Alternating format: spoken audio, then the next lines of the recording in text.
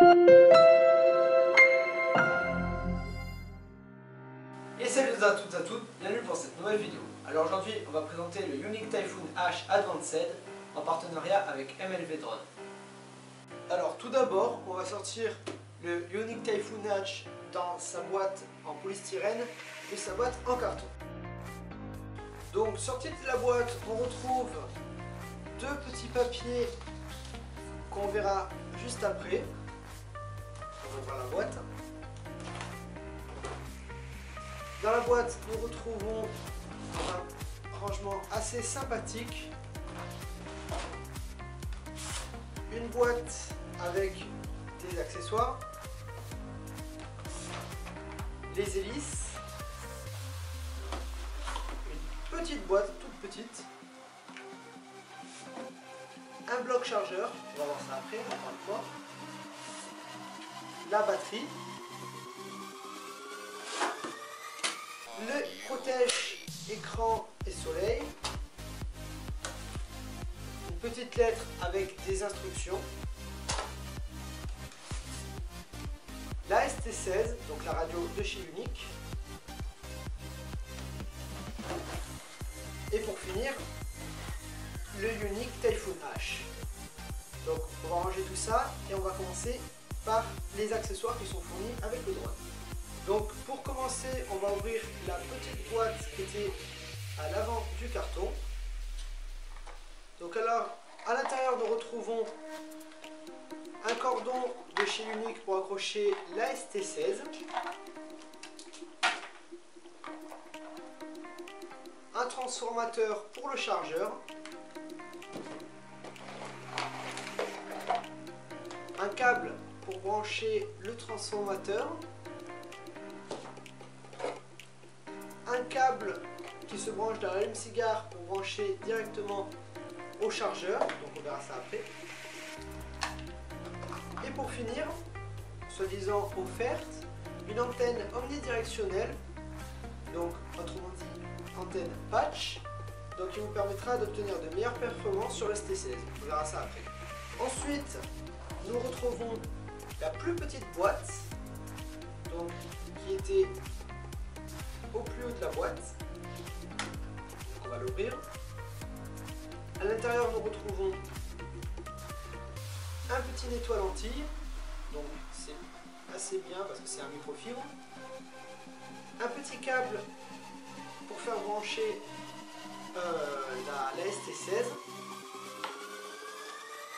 Et au fond de la toute petite boîte, nous retrouvons une carte SD de 16 Go. Avec son adaptateur pour mettre dans l'ordinateur. Dans une autre boîte, nous retrouvons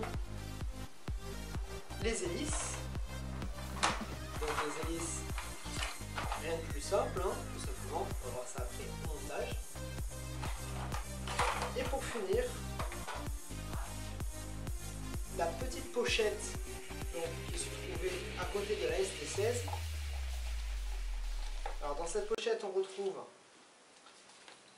les Quick Start Guide, donc les livres de démarrage rapide, donc en beaucoup de langues, ainsi que des papiers avec des indications sur la signification des LED, la réglementation, ainsi que les informations de calibrage. Sans plus attendre, on va passer à la ST16. Donc voici la ST16 de chez Yuneec. Donc une radiocommande avec un très gros écran sur une plateforme Android. Donc on va faire vite fait un petit récapitulatif avant d'approfondir sur l'intérieur. Donc à l'avant, on retrouve juste ici un bouton Power On-Off, deux joysticks pour naviguer dans les menus, donc, qui sont totalement inutiles pour le moment parce qu'on utilise le tactile, le bouton photo ainsi que le bouton vidéo. Joystick de pilotage, donc livré de base en mode 2. Au plus haut, vous retrouvez les boutons pour la caméra. Donc ici, vous avez l'orientation de la caméra.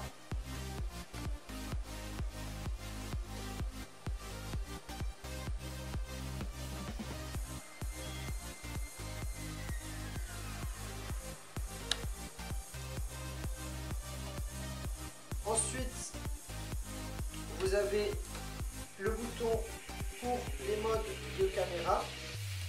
Donc ça c'est tout un tas de petits modes que vous regarderez pendant le pilotage.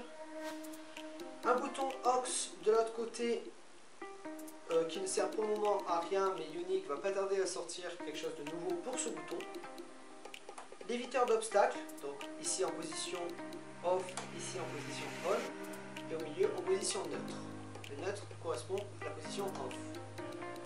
Et en dernier, vous retrouvez le bouton de sélecteur de vol, donc au plus haut le mode Smart, donc avec toutes les options telles Follow Me, Watch Me et compagnie, on verra ça à l'intérieur. Le mode angle au centre, qui va vous permettre de faire des vols normaux avec l'éviteur d'obstacles par exemple.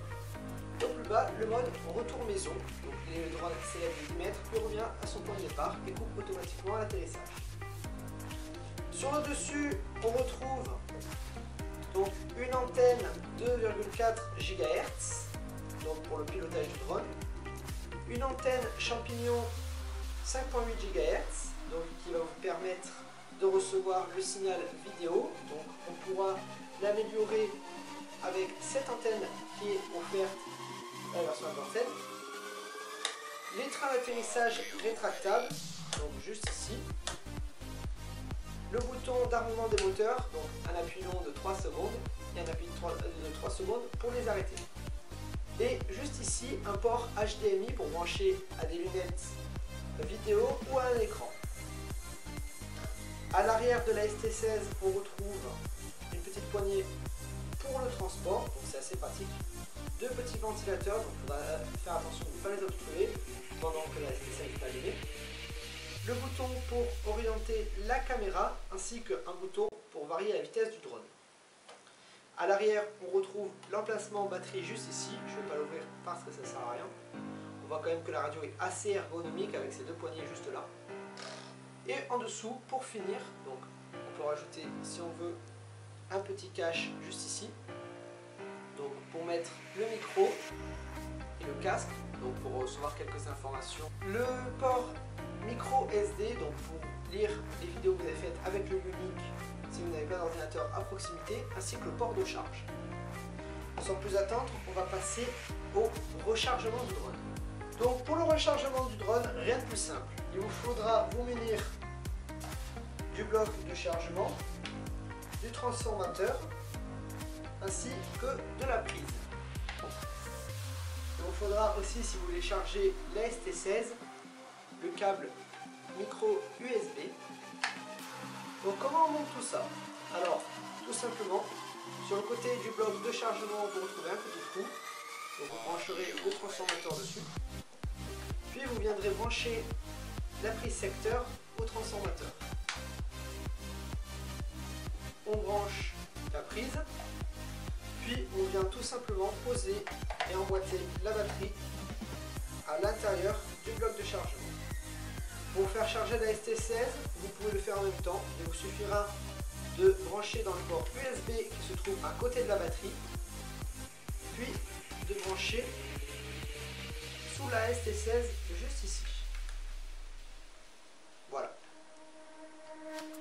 Maintenant, on va passer au drone.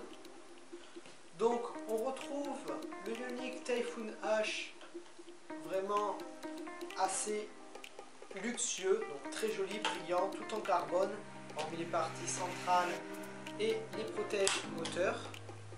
Donc pour l'ouvrir, c'était simple, il vous suffit de monter les bras comme ceci, ils se verrouillent automatiquement. Pour les fermer, il se trouve un bouton juste ici qui s'appuie et qui se nomme presse, tout simplement.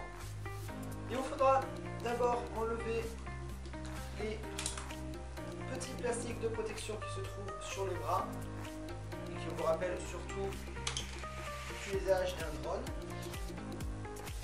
En dessous, on va retrouver une caméra protégée par un protège caméra.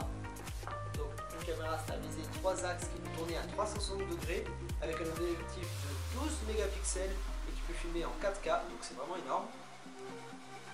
Donc la caméra est stabilisée 3 axes, elle tourne à 360 degrés. On peut la détacher, mais c'est utile. Juste ici, vous retrouvez les anti-collisions. Au plus haut, le bouton Power On-Off. Et à l'arrière, vous retrouvez l'emplacement pour la batterie. Donc pour la mettre, il vous suffit de prendre la batterie, de la mettre à l'endroit et de la mettre à l'intérieur. Rien de plus simple. Et pour l'enlever, il vous suffit simplement de lever ce cache et de tirer dessus. Pour le montage des hélices, c'est très simple. Il vous suffit de vous munir de 3 hélices et 3 hélices.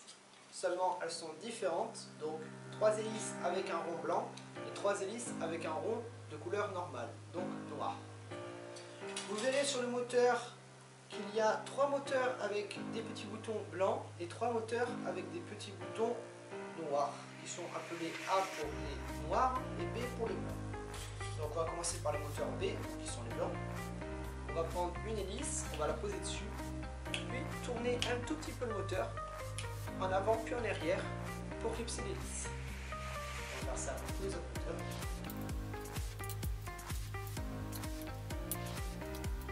Et voilà, notre drone est prêt pour voler.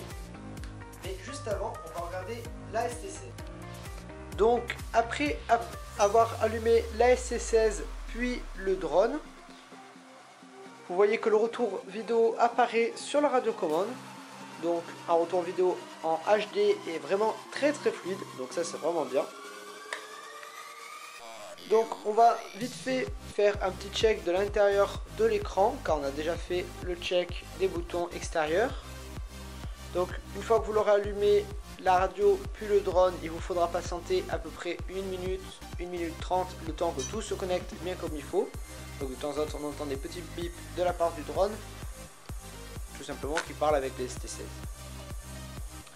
Donc dans la radiocommande, pour accéder à toutes les options, il faudra vous mettre en Smart pour commencer. Après en Angle, vous aurez autres options, mais en Smart, vous les aurez toutes. Donc sur le côté, juste là, on retrouve les options de caméra et de vidéo. Donc la fluorescence, si vous êtes aujourd'hui du soleil, du nuage, n'importe quoi, vous aurez tout. Vous pourrez mettre en auto si vous voulez, ou alors tout simplement choisir par vous-même. Vous pourrez aussi ajuster le contraste et la luminosité. En faisant un double clic sur l'écran, vous vous mettez en plein écran, donc ça c'est vraiment sympa.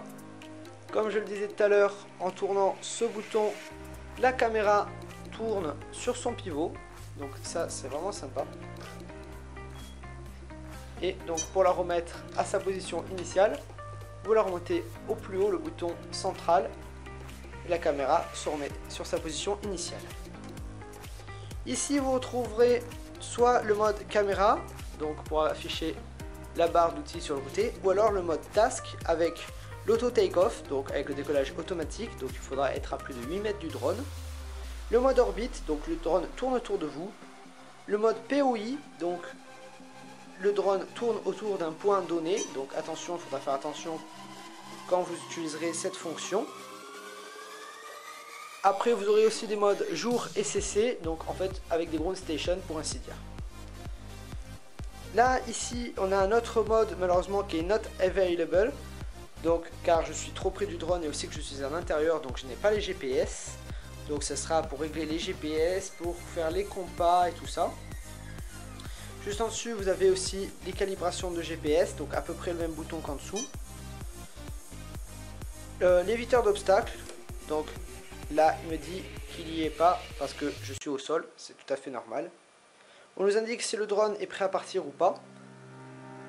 Le niveau de batterie, donc attention à ne pas cliquer sur en dessous pendant que vous volez, vous déconnecterez le drone de la radiocommande et donc le drone enclenchera le fail-safe, donc le retour maison. Donc le voltage, comme je disais juste en dessus, si vous avez des GPS, combien vous en avez, ainsi que la position, la vitesse et autres paramètres de vol. Vous aurez aussi ici les systèmes settings, pour changer le modèle, pour changer la radio et tout ce que vous voulez se trouve ici. Et aussi pour appairer une Wizard ou une deuxième télécommande. Nous rappelons aussi que le drone, s'il perd un rotor, il peut continuer de voler, mais il faudra quand même venir se poser un jour. Donc, mon avis au final sur ce drone s'adresse aux particuliers comme aux professionnels, aux non aguerris ainsi qu'aux aguerris, car on va pouvoir modifier tous les paramètres pour faire des vols safe ou des vols un petit peu plus compliqués. On a une caméra vraiment qui se trouve en dessous, qui est vraiment très bien stabilisée avec une qualité d'image vraiment énorme. Donc ça, je recommande vraiment pour ceux qui aiment faire de la photo ou de la vidéo aérienne. Un prix qui est vraiment dérisoire, donc seulement 1400 € pour ce modèle. Donc vous pouvez retrouver le lien pour l'acheter dans la description, dans la boutique de chez MLV Drone, donc une boutique que je recommande énormément. Que dire de plus de ce drone? Une portée de 1600 mètres, donc c'est vraiment une portée très bonne, sachant que selon la loi, on ne peut pas aller à plus de 150 ou 250 mètres, selon les scénarios. N'hésitez pas à lâcher un pouce bleu et vous abonner. Si vous avez des questions, n'hésitez pas en commentaire. Je suis là pour vous répondre. Merci et à bientôt pour de nouvelles vidéos.